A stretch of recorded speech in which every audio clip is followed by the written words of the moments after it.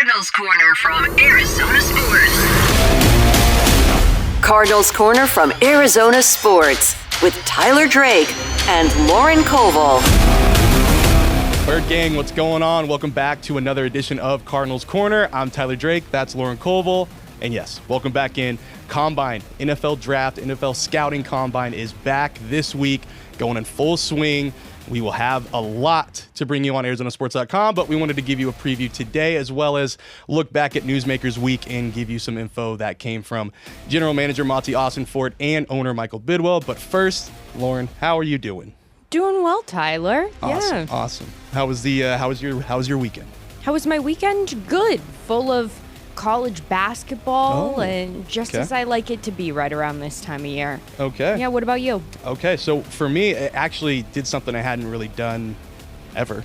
I actually got hit up to go to this Topps Rip Night over at DNA Cards and Collectibles. Shout out to those guys. They did a great job out there. Really cool event. Basically had Mike Trout, a bunch of famous, baseball players. I think he had Destroying from YouTube, UFL. I think Sophie Cunningham made an appearance out there too. So a lot of cool stuff there, and just hanging out with Mike Trout gave everybody a box of cards. Made one kid's probably year with a autograph. He was wearing eye black, and right away Trout's like, I love that. So really cool experience there. Wanted to give a shout out to those guys because you could tell, I mean, the smiles on all these kids' faces was so cool to see. So very, very cool thing. Like I said, never done it before. So just was cool to kind of view it. Yeah. More as kind of a fan, but also as media. So it was a really cool experience, and looking forward to potentially doing another one down the line. So that was a really fun time, something off the beaten path, not so much Cardinals, but very much sports and good times. So really, really cool experience there. But we've got to turn to another experience happening in Indy. Oh boy. More than 320-something prospects heading there this week, going to go through all of the measurements, tests, interviews, what have you. A lot of people call it Underwear Olympics.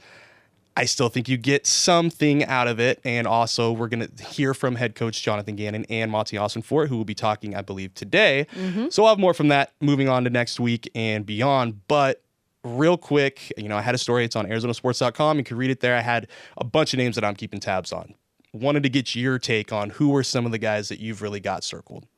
Specifically looking at the edge rushers group, because it's a deep class. There's a lot of options right away, right where the Cardinals are sitting, a little bit earlier, a little bit later. I compare it sort of to the cornerbacks draft of last year, where there's a lot of depth at that position coming out in this year's draft. So it's really just rating who do you like more than another person? And with that in mind, this edge rushers group, this is the first time that we actually get to see these guys all compared to each other. During the season, there's compares on different talent that you might be playing, like the Marshall guy coming out. Who knows what he's going to look Mike like? Green.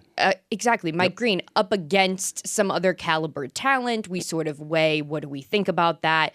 Do we value the fact that maybe he didn't go to a Division I school as something less than? And we're going to be able to really compare that here at the Combine coming up. Yeah, definitely. So what I did with this story that I wrote, I did a couple different tiers. I did like Cardinals are sticking and picking. Who are some of the guys I'm looking for? Jalen Walker's right up there. I think he checks just about every box just because of the versatility part of his game. He can play, he can be an edge rusher, he can be off ball. Like, he's got the ability to really do everything. And as we've seen, Zaven Collins, best example, they love those guys. Guys that can move around, guys that can not just be one thing. So he's definitely up there. And then like you just mentioned, Mike Green. That's got to be another one for sure, just because of his production. Like, you can't just walk into 17 sacks. You got to have some talent there. And yes, the whole, is he going up against premium talent? That's going to come up. He could probably alleviate a lot of that this week. And I think he did a lot of that in the Senior Bowl of, hey, I can still play with these top guys, even though I might not have played against this type of talent every week in and week out.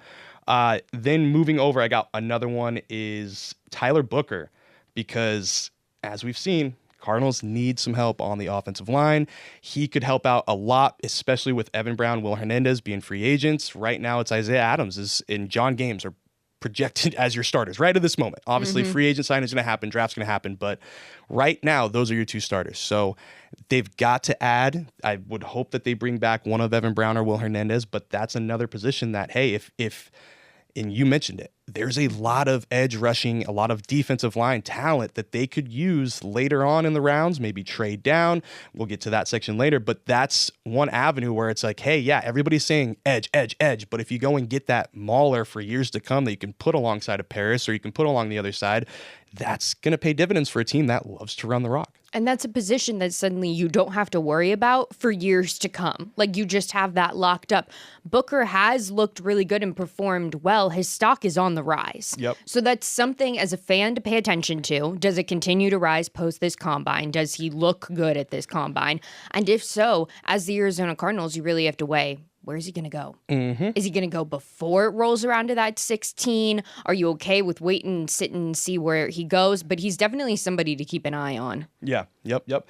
So the next tier, we go trade down targets. And this is kind of where you get more into the defensive edge rusher, but also there's just a lot of names. There's a lot of names that you can trade down in the later round of the first round, or later picks of the first round, still get some draft capital, which we know Monty would love to have more draft capital just to manipulate however he wants. So you trade down off of 16, move to late 20s, early, middle to late 20s, you can still probably land a maybe James Pierce Jr. because there's a lot of talk about potential character issues, and that could be alleviated or figured out this week, which could raise his stock. But I mean, a lot of people love what he brings to the table. It's just what's going on behind the scenes.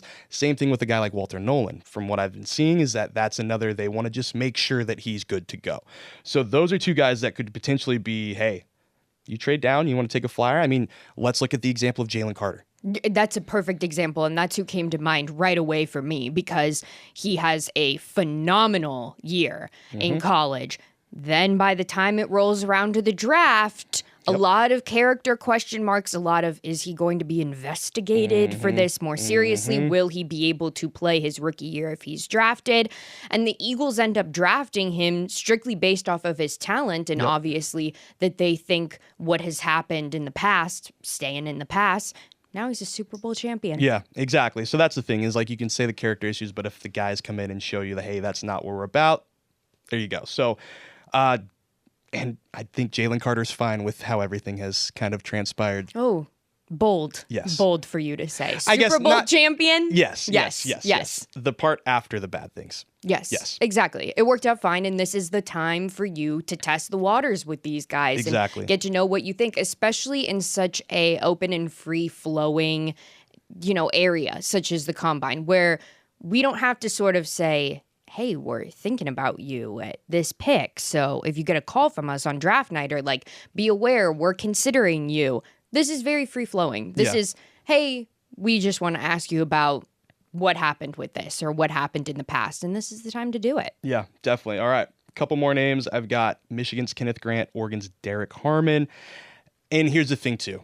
I think after the Combine, we're going to see some of these positions or draft positioning kind of maybe solidify a little bit more, because I've seen somewhere Grant's up there in the teens. I've seen it where Harmon's up there in the teens in mock drafts, but right now I just have them in trade down territory. Not saying they can't move up, but right now that's kind of my feeling, is if they're a little bit lower, make a trade, get another pick, add them, that's great. And everything's still very flexible. Last year here at the station, we put together about 150 NFL draft profiles for people coming out of college, so that way when they're drafted on draft night and we do our specials and we're talking about them on the shows, we can stitch together, here's a little profile of everybody. Last year we did it before the Combine. And had to course correct. Oh, yeah. Because the Combine happens, and just like what happened with Mike Green at the Senior Bowl, somebody stands out, somebody jumps up, and somebody who you might have thought was going to do really well starts to slide. Or maybe somebody decides that they're going back to college. You don't know what's going to happen post-Combine. There's still a lot of flexibility out there for everybody. And so made the adjustment this year. Draft profiles don't start until after the Combine for that exact reason. There we go. We go. Nice PSA there. Yeah. Well, didn't want to make... You know what? I'm not a cockroach. I'm going to learn from my mistakes, the errors of last year, and we're going to change it this year. Yep. Okay. Well, you know who also aren't cockroaches? Two offensive linemen from Ohio State that could also be trade down targets for the Arizona Cardinals, and Josh Simmons and Donovan Jackson. Yeah. And now, oh boy, those either would be great additions. And now their connection to Justin Fry New and offensive line coach. the fact that Paris the Cardinals Johnson Jr., Marvin Harrison Jr. Exactly. There's the Ohio State Cardinals.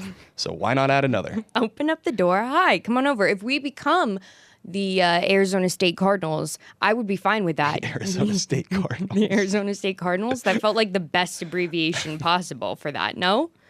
No? I thought, for a second, I thought Kenny was coaching the team at that point. Well, our fire would shoot through the roof with that one. But, I mean, they're national champs. Almost. Almost national champs. Almost national champs. Almost national champs. I think we could say almost. Can we say almost? That targeting call was pretty rough. Don't. Okay, we won't get into that. Don't. Oh, you're talking Ohio State, isn't it? It was. Yes. Okay, I thought you were saying Arizona State. I was like, we can't go that far, but we could say close. Me. Just to be clear, Ohio State won the national championship. I thought you were talking Sun Devils. still. Arizona State would have Should played have Ohio State. played in that game Yes. at least. That's okay. There we go. Figured it out. Okay, but yeah, those two guys I think are potential trade down targets unless they show out. And then let's get into the sweet spot, which I was on Daniel Jeremiah's media annual draft conference call, which I think was almost 3 hours. The dude that's impressive. Shout out to Daniel Jeremiah, DJ. I get sent the transcript of that thing every Nuts. year. 30 pages this year. 30 pages. Command F is my best friend. Yeah, and you only had to see one for the Cardinals. And I tried to put my hand up. Took a long time. Had to get to Cardinals media availability where we were talking to, I think, Coach Debo that day.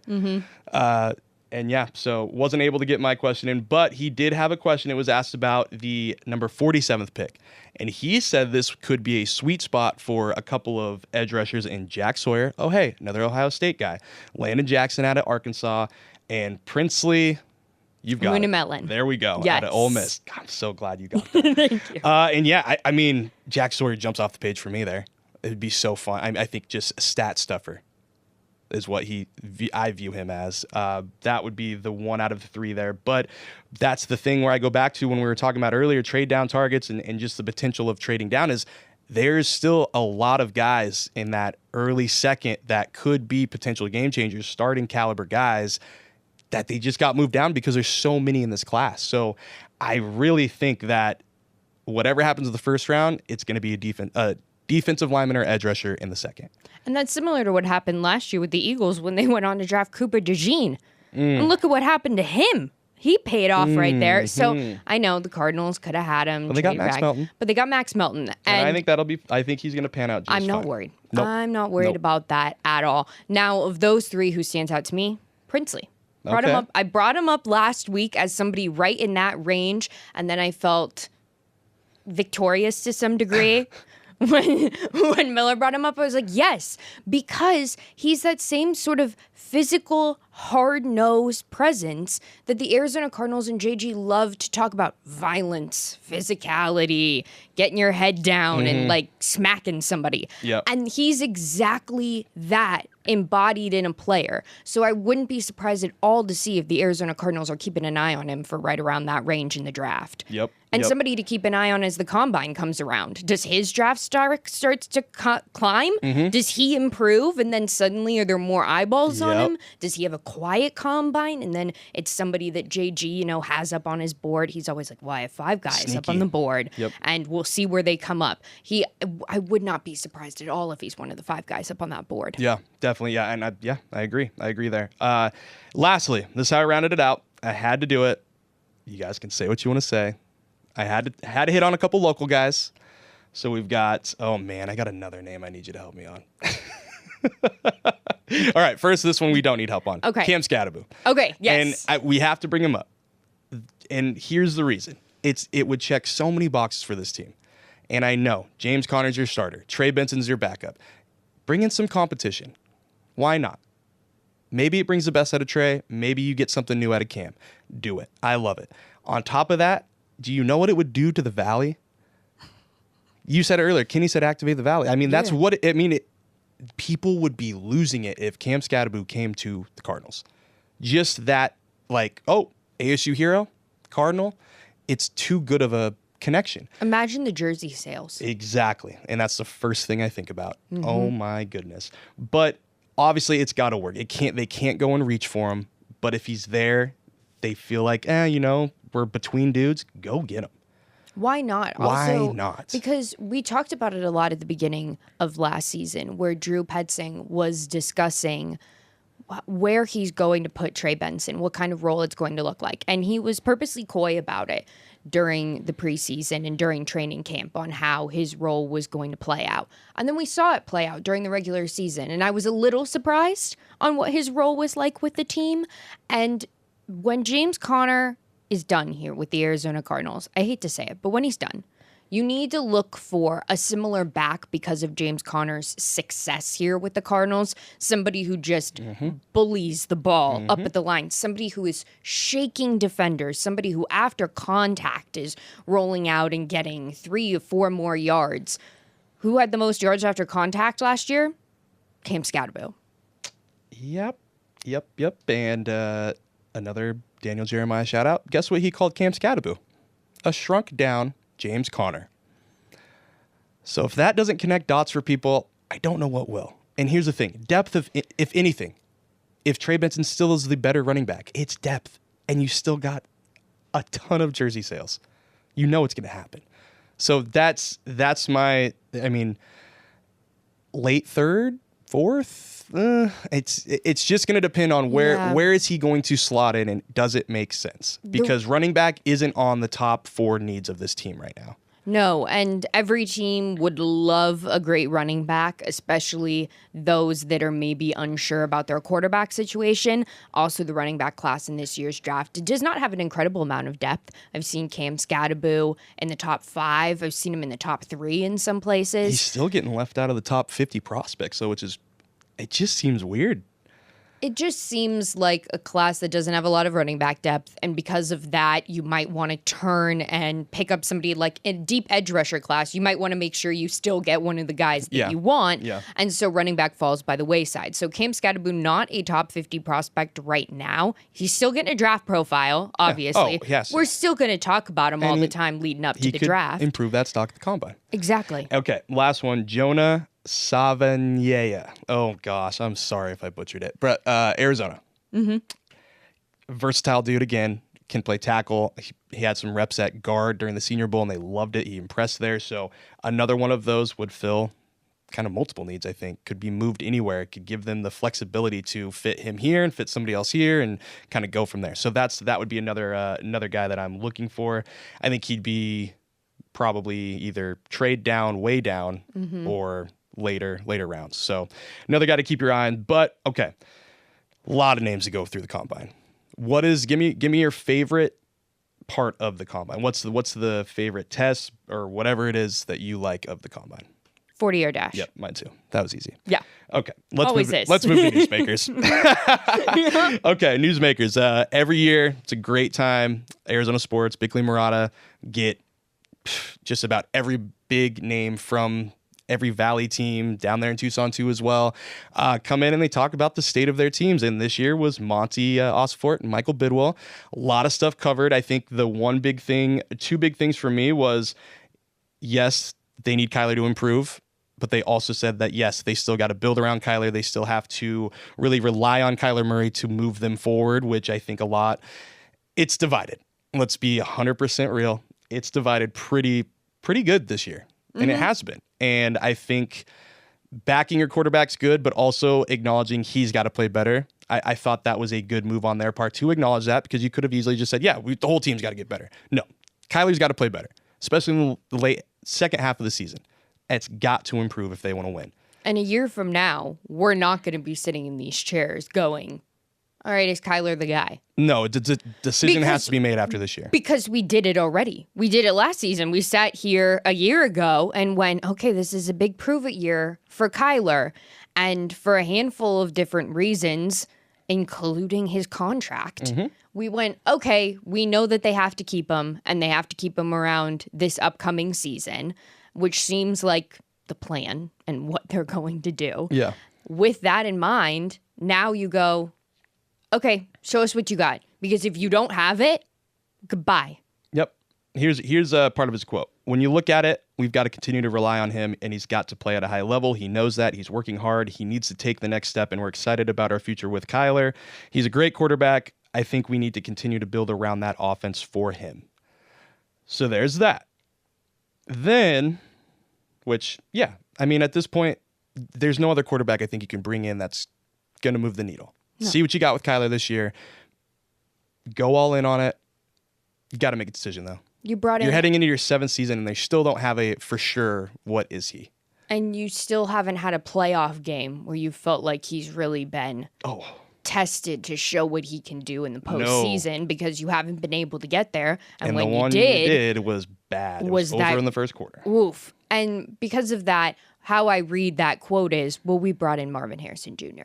to try to really show us what Kyler could do. And that didn't work out for a handful of reasons as we expected it to. Yep. I think that Marvin Harrison Jr. is going to pan out just fine. I'm not worried. Yeah, I'm not worried about his development. I feel the need to say that based off of people on social media. Yep.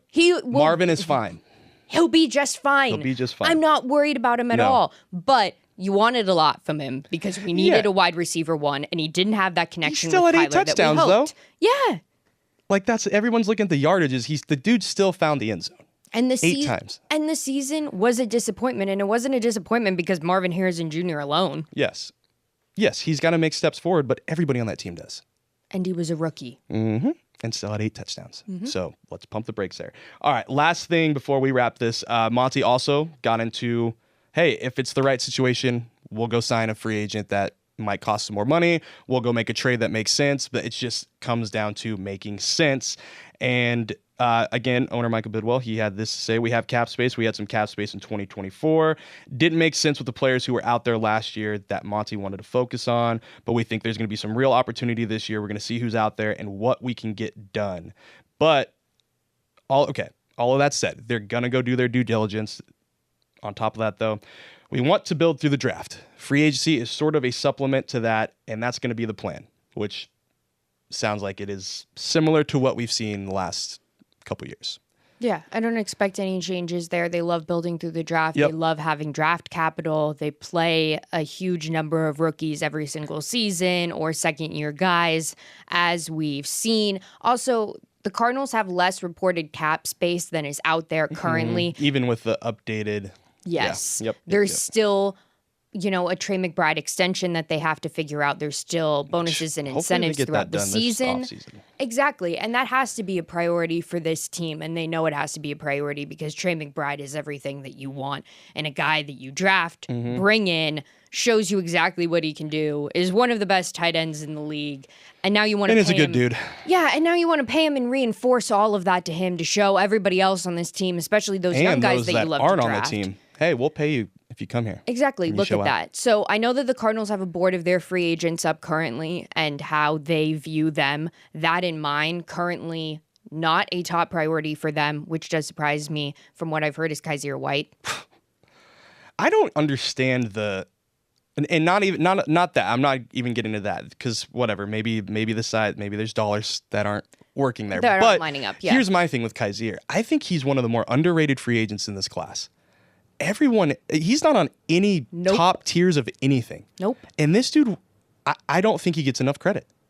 And I think it's wild that it's just like, oh, yep, Kaiser, dude, started like every game and had 100 and something tackles, but okay, we'll just put him down into the like journeyman tier I saw the other day or something on a ag from something. But it was just, I'm just baffled a little bit by just the like he should be getting a little more run than that. And the journeyman tier feels wrong for him because JG went out there and asked him to come with him from Philly over here. He comes over here, cements himself as a leader, and your DC names his kid after him. And maybe I'm wrong on the exact terminology, but it was just like, he's been good, but maybe like it was just like, no, this dude has been consistent. Even when he was hurt last year, he still had 90 tackles in like, 10, 11 games or something like that? Like, come on, give him a little more credit there. And It's just, I still, that's the one name every time I look at like, oh, here's your list of free agents, nowhere to be found on the top